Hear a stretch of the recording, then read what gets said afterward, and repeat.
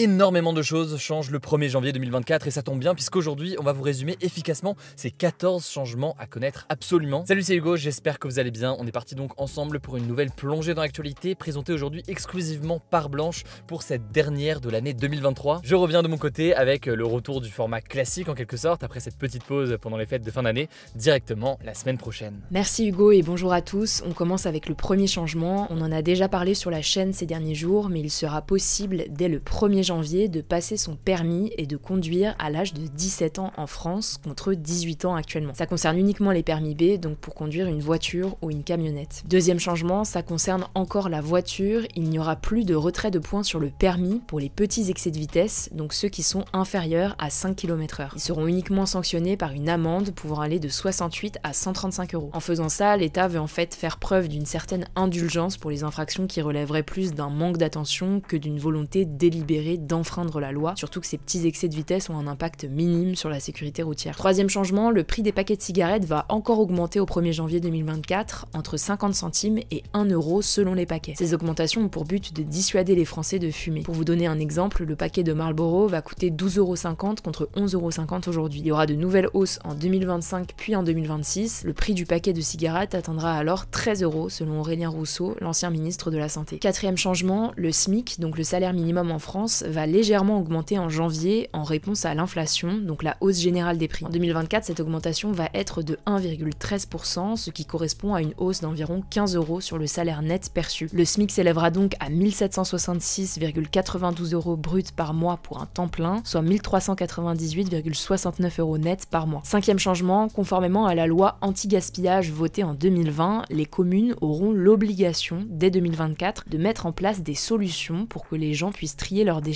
organiques, donc les déchets alimentaires. Ces solutions, ça peut être du porte-à-porte, des bornes de tri ou encore des composteurs partagés. Sixième changement, l'expérimentation des cours d'empathie va démarrer en janvier dans 1000 écoles maternelles et primaires. Les élèves auront 1 à 2 heures de cours par semaine où ils apprendront une culture de l'apaisement lorsqu'il y a des conflits. Septième changement, les médecins ne pourront plus prescrire d'arrêt de travail supérieur à 3 jours pendant une téléconsultation, sauf s'il s'agit de votre médecin traitant ou si vous ne pouvez pas vous déplacer. Huitième changement, le prix du timbre vert, qui n'a pas bougé en 2023, va passer de 1,16 € à 1,24 €, soit une hausse de 11,20%. Les prix des lettres recommandées vont aussi augmenter pour passer de 4,83 € actuellement à 5,36 €. Selon la Poste, ces augmentations sont dues à un contexte d'inflation et à la baisse des volumes du courrier. Neuvième changement, le bonus réparation, donc une aide pour réparer un produit cassé ou abîmé, va être élargi à 24 nouveaux produits, dont les smartphones. Son montant va par ailleurs être doublé pour 5 appareils du quotidien, à savoir le lave-linge, le lave-vaisselle, le sèche-linge, l'aspirateur et la télévision. Il va donc passer de 25 à 50 €. Dixième changement, les protections périodiques menstruelles réutilisables comme les culottes réutilisables, les serviettes hygiéniques lavables ou encore les cups menstruels vont être remboursées pour les moins de 25 ans. On ne sait pas encore exactement quand cette mesure sera appliquée, mais elle doit l'être courant 2024. Onzième changement, une nouvelle aide va voir le jour au 1er janvier 2024. Il s'agit de MaPrimeAdapt'. Elle servira à financer les travaux d'adaptation de logement pour les personnes âgées et les personnes en situation de handicap. Ces travaux, ça peut par exemple être un élargissement de porte ou encore l'installation d'un monte-escalier. 12e changement, Pôle emploi va changer de nom pour s'appeler France Travail, mais il n'y a pas que le nom qui change, le service va être réformé. Par exemple, les allocataires du RSA, donc le revenu de solidarité, seront automatiquement inscrits à France Travail et pour continuer à percevoir le RSA, ils devront réaliser chaque semaine au moins 15 heures d'activité visant à se réorienter vers l'emploi. Et ceux qui ne respectent pas cette obligation pourront être sanctionnés. Ces différentes mesures seront progressivement mises en place d'ici début 2025. 13e changement, les règles de calcul du Nutri-Score vont changer pour la première fois depuis sa création. Le Nutri-Score, vous savez, ce sont ces lettres de différentes couleurs qu'on trouve sur les paquets de produits dans les supermarchés. Il va de A en vert à E en rouge en fonction de la qualité nutritionnelle du produit. Et bien le nouveau système de notation prendra plus en compte le taux de gras, de sucre et de sel, et donc certains produits verront leurs notes s'améliorer et d'autres seront pénalisés. 14e changement, il s'agit du lancement du leasing social annoncé par Emmanuel Macron il y a quelques semaines. En gros, c'est un dispositif qui permet aux foyers modestes de louer une voiture 100% électrique à 100 € par mois ou jusqu'à 150 € avec l'assurance. Les bénéficiaires pourront passer commande à compter du 1er janvier. Le but, c'est d'encourager les automobilistes qui n'ont pas forcément les moyens de s'acheter une voiture électrique. Bon, je vous ai pas tout listé, il y a d'autres changements que je vous mets en description si ça vous intéresse. On continue avec les actualités en bref. Première actu en Ukraine, plusieurs villes ont été visées par des frappes russes ce vendredi matin, faisant au moins 18 morts et 132 blessés selon les autorités ukrainiennes. Les attaques ont ciblé notamment notamment la capitale, Kiev, mais aussi les villes de Kharkiv, Lviv, Zaporizhzhia et Odessa. Des explosions ont également été signalées à Dnipro. Au total, la Russie aurait tiré environ 110 missiles contre l'Ukraine, ciblant une maternité, des établissements scolaires, un centre commercial ou encore des immeubles d'habitation et des maisons, selon le président ukrainien Volodymyr Zelensky. Suite à ces frappes, l'Ukraine a réclamé plus d'aide et de moyens à la communauté internationale. En tout cas, une alerte aérienne généralisée à toute l'Ukraine a été activée vers 7h du matin. De son côté, la France a condamné, je cite, la stratégie de terreur russe. On vous tiendra au courant. Deuxième actu, Mi Hachem, une ex-otage franco-israélienne de 21 ans retenue par le Hamas à Gaza, a témoigné à la télévision israélienne sur ses 55 jours de captivité, décrivant avoir vécu, je cite, un holocauste. Elle a raconté son calvaire depuis son enlèvement violent le 7 octobre au festival Tribe of Nova lorsqu'on lui a tiré à bout portant dans le bras jusqu'à sa libération fin novembre. Elle raconte avoir été retenue en otage dans une maison, dans une pièce sombre, avec un combattant du Hamas et sa famille. Elle explique qu'elle devait se taire, faire comme si elle n'existait pas, alors qu'elle était surveillée 24 heures sur 24 par cet homme qui la violait du regard selon elle. D'après elle, je cite, tout le monde là-bas est terroriste car des familles entières sont au service du Hamas. Troisième actu, 90 000 policiers et gendarmes seront déployés en France pour le nouvel an, c'est ce qu'a annoncé la directrice générale adjointe de la police nationale, Céline Berton. Il y aura aussi 5 000 militaires de l'opération Sentinelle et des dizaines de milliers de sapeurs-pompiers déployés. À Paris, 6 000 policiers et gendarmes seront déployés alors que plus d'1,5 million de personnes sont attendues sur les Champs-Élysées, selon le ministre de l'Intérieur Gérald Darmanin. Quatrième actu aux États-Unis, après l'état du Colorado, c'est l'état du Maine qui a décidé d'exclure l'ex-président américain Donald Trump des primaires républicaines. Les primaires, c'est une élection qui sert à désigner le candidat du parti républicain qui se présentera à la présidentielle de novembre 2024. Ces primaires, elles sont prévues le 5 mars prochain dans le Maine. Concrètement, ça signifie que Donald Trump ne peut plus se présenter pour les primaires républicaines dans le Maine. Les juges considèrent que l'ancien président s'est livré à une rébellion le 6 janvier 2021 lorsque ses partisans ont envahi le Capitole à Washington pour tenter d'empêcher la certification de la victoire de son adversaire démocrate Joe Biden. En tout cas, Donald Trump et ses équipes ont déjà annoncé vouloir faire appel de cette décision, on vous tiendra au courant. Enfin, dernière actu, le site ActuStream a dévoilé les plus grosses audiences sur Twitch en France de l'année 2023. Comme en 2022, seules 14 chaînes sont présentes dans le classement. Sans surprise, c'est le GP Explorer 2 de Squeezie qui arrive en tête avec un pic à 1,34 million de viewers. En deuxième position, on retrouve le match du FC Barcelone contre Manchester United diffusé sur la chaîne de Domingo dans le cadre d'un partenariat avec RMC Sport avec un pic à quasiment 205 000 viewers. Et en troisième position, on retrouve l'émission Zen au Zénith diffusée sur la chaîne de Maxime Biaggi avec un pic à plus de 187 000 viewers. Merci beaucoup Blanche pour ces actualités. C'était donc le dernier format des actus du jour de l'année avant le retour de la formule classique, on va dire, un petit peu plus longue donc